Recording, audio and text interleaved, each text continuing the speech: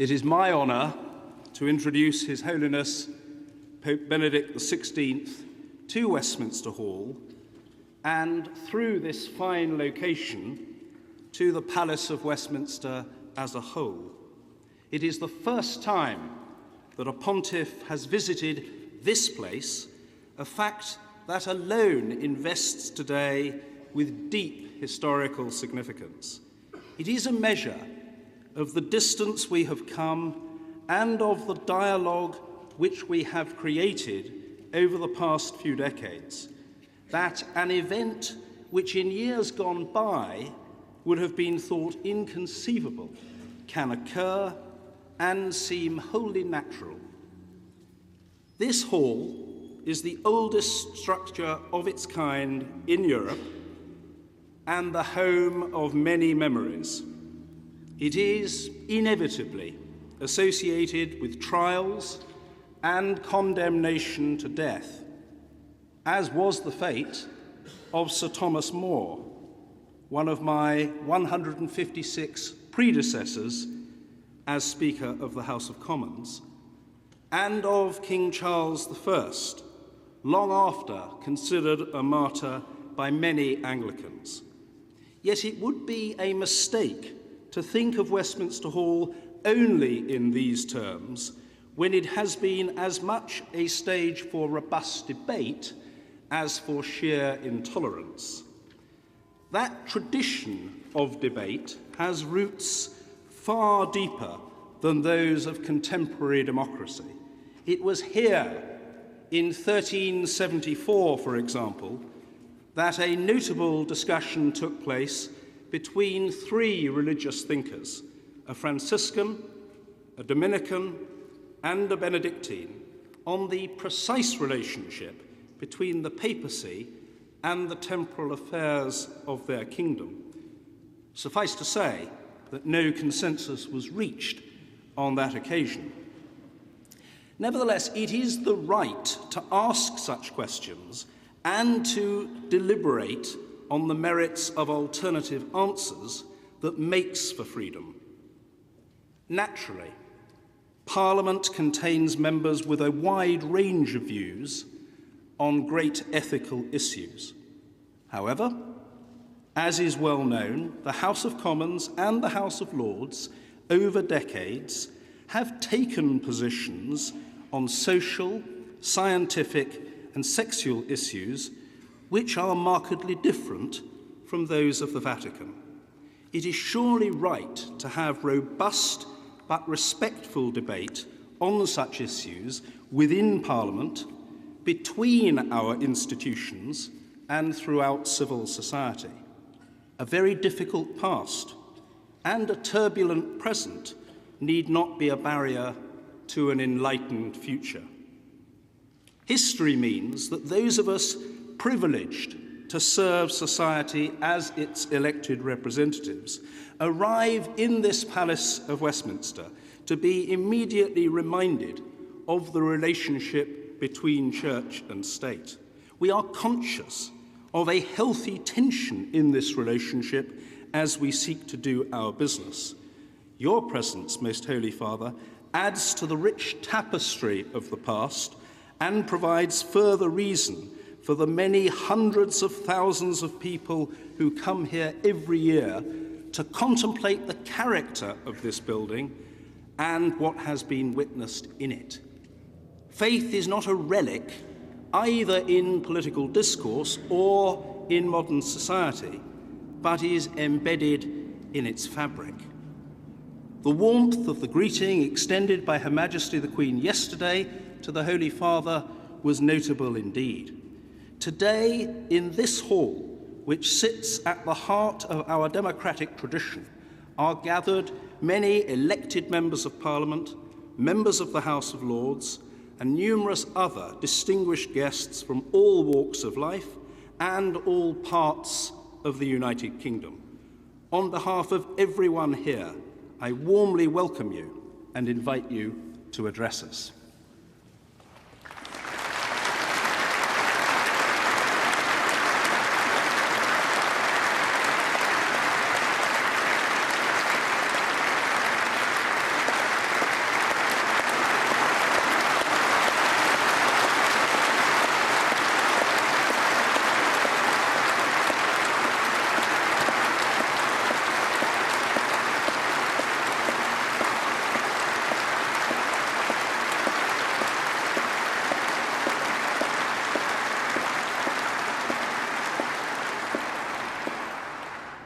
Mr. Speaker, thank you for your words of welcome on behalf of this distinguished gathering.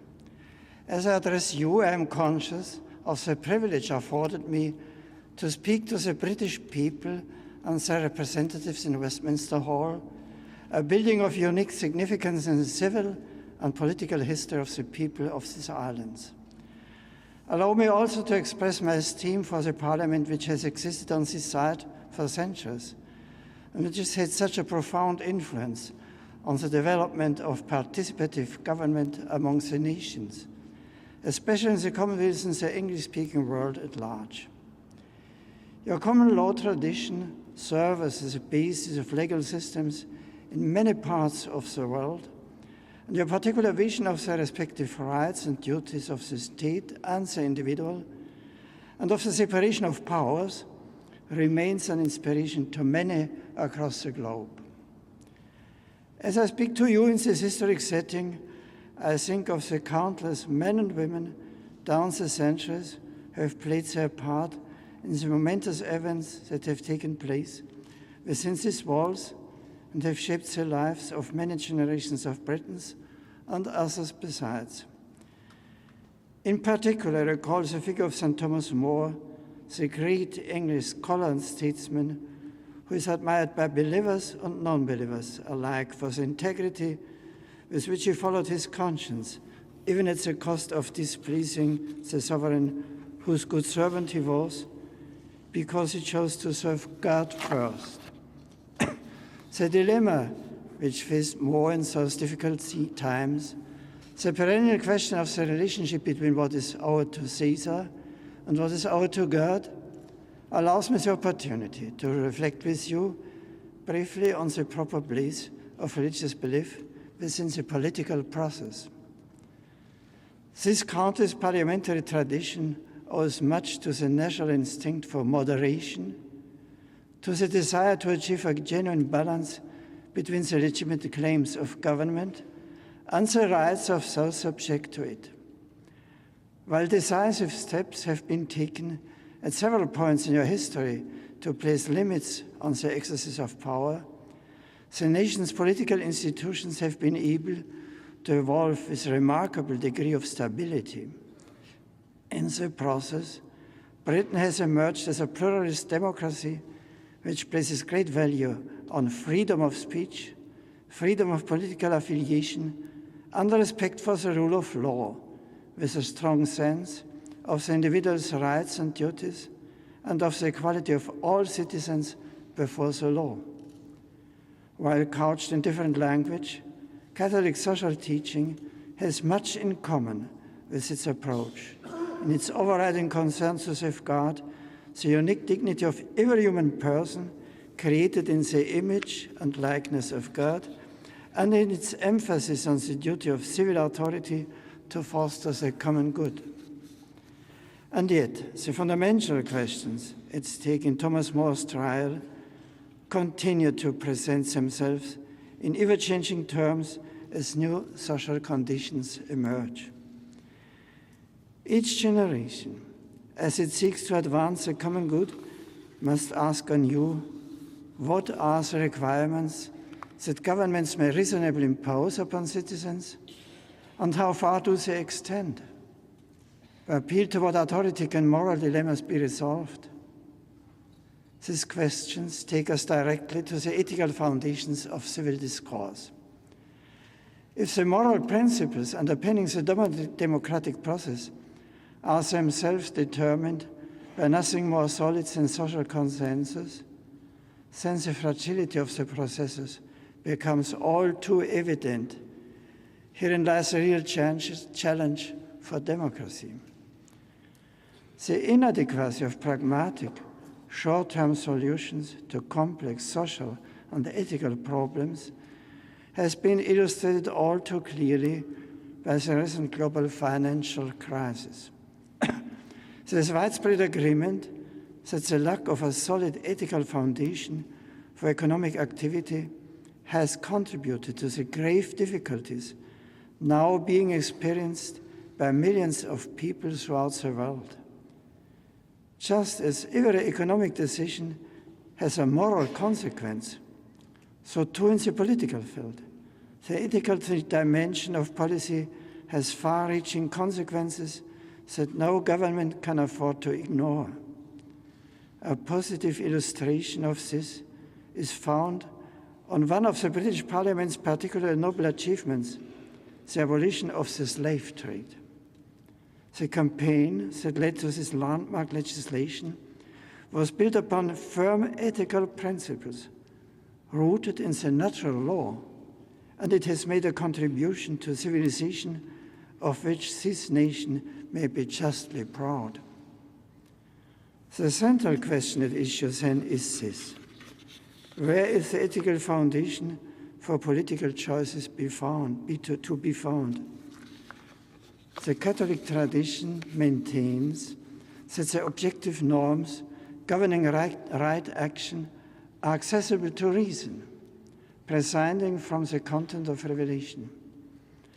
According to this understanding, the role of religion in political debate is not so much to supply these norms, as if they could not be known by non-believers, still as to propose concrete political solutions which would lie altogether outside the competence of religion, but rather to help purify and shed light upon the application of reason to the discovery of objective moral principles. This corrective role of religion vis-à-vis reason is not always welcomed, so partly because distorted forms of religion, such as sectarianism and fundamentalism, can be seen to create serious social problems themselves. And in their turn, the distortions of religion arise when insufficient attention is given to the purifying structure and role of reason within religion. It is a two-way process. Without the corrective supplied by religion, so reason too can fall prey to distortions, as when it is manipulated by ideology or applied in a partial way that fails to take full account of the dignity of the human person. Such misuse of reason, after all, was what gave rise to the slave trade in the first place, and to many other social evils, not least the totalitarian ideologies of the 20th century. This is why I would suggest the world of reason and the world of faith, the world of secular rationality and the world of religious belief need one another and should not be afraid to enter into profound and ongoing dialogue for the good of our civilization. Religion, in other words, is not a problem for legislators to solve, but a vital contributor to the national conversation. In this light, I cannot but voice my concern at the increasing marginalization of religion, particularly of Christianity, that is taking place in some quarters, even in nations which place a great emphasis on tolerance. There are those who would advocate that the voice of religion be silenced, or at least relegated to the purely private sphere. There are those who argue that the public celebration of festivals, such as Christmas, should be discouraged in the questionable belief that it might somehow offend those of other religions or none. And there are those who argue, paradoxically with the intention of eliminating discrimination, that Christians in public roles should be required at times to act against their conscience. There are worrying signs of a failure to appreciate not only the rights of believers to freedom of conscience and freedom of religion, but also the legitimate role of religion in the public square. I would invite all of you, therefore, within your respective spheres of influence, to seek ways of promoting and encouraging dialogue between faith and reason at every level of national life. Your readiness to do so is already implied in the unprecedented invitation extended to me today, and it finds expression in the fields of concern in which your government has been engaged with the Holy See, in the area of peace, there have been exchanges regarding the elaboration of an international arms treaty. Regarding human rights, the Holy See and the United Kingdom have welcomed the spread of democracy, especially in the last 65 years. In the field of development, there has been collaboration on debt relief, fair trade, and financing for development, particularly through the International Finance Facility, the International Immunization Bond, and the Advanced Market Commitment. The Holy See also looks forward to exploring with the United Kingdom new ways to promote environmental responsibility to the benefit of all. I also note that the present government has committed the United Kingdom to devoting 0.7% of national income development aid by 2013. In recent years, it has been encouraging to witness the positive signs of a worldwide growth in solidarity towards the poor. But to turn this solidarity into effective action calls for fresh thinking that will improve life conditions in many important areas, such as food production, clean water, job creation, education, support to families, especially migrants, and basic health care. Where human lives are concerned, time is always short. Yet the world has witnessed the vast resources that governments can draw upon the rescue financial institution deemed too big to fail. Surely the integral human development of the world's peoples is no less important. It is an enterprise worth of the world's attention that is truly too big to fall. The overview of present cooperation between the United Kingdom and the Holy See illustrates well how much progress has been made in the years that have passed since the establishment of bilateral diplomatic relations in promoting throughout the world the many core values that we share. I hope and pray that this relation will continue to bear fruit and that it will be mirrored in a growing acceptance of the need for dialogue and respect at every level of society between the world of reason and the world of faith. I am convinced that within this country too, there are many areas in which the Church and the public authorities can work together for the good of citizens in harmony with this Parliament's historic practice of invoking the Spirit's guidance upon those who seek to improve the condition of all mankind. For such cooperation to be possible, religious bodies, including institutions linked to the Catholic Church, need to be free to act in accordance with their own principles and specific convictions based upon the faith and the official teaching of the Church. In this way, such basic rights as religious freedom, freedom of conscience, and freedom of association will be guaranteed. The answers looking down us from the magnificent ceiling of this ancient hall remind us of the long tradition from which British parliamentary democracy has evolved.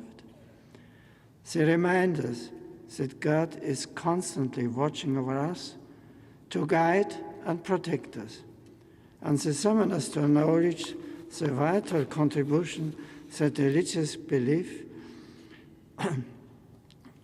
can remind us that God is constantly watching over us to guide and protect us, and summon us to acknowledge the vital contributions that religious belief has made and can continue to make to the life of this nation. Mr. Speaker, I thank you once again for this opportunity briefly to address the distinguished audience. Let me assure you and the Lord Speaker of my continued good wishes and prayers for you and for the fruitful work of both houses of this ancient Parliament. Thank you, and God bless you all.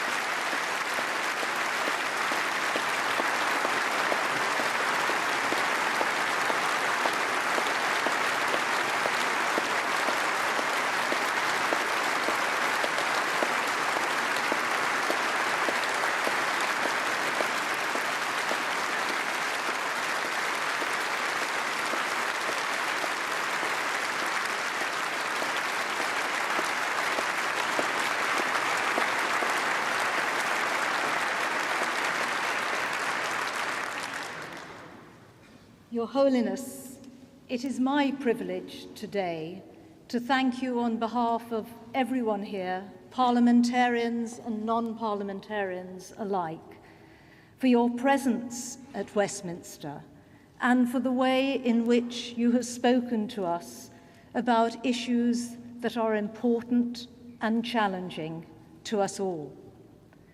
You spoke with great generosity about the United Kingdom and about the Westminster Parliament, its contribution over centuries to the fight for human rights and for justice, and we are enormously grateful for those generous words. You spoke too about the role of faith in contemporary society. In the House of Lords, we much appreciate the religious voices that take part in essentially political debates. Those religious voices come from the Most Reverend Primate and his fellow bishops, of course, but they come from members of other faiths as well, from Jews and from Muslims, from Hindus and from Sikhs, and they take their place along with the views of those who do not come from faith backgrounds or communities. And it is that diversity of voices that perhaps instills in us that ethos so central to parliamentary debate of respect and the ability to listen to those with divergent views, an issue which you have stressed so much in your visit here today. But for me, perhaps the most important and long-standing thing that I will take from what you said was the need for an ethical foundation as each and every one of us approaches the complexities and the difficult issues facing us as individuals, as communities, and facing the world today.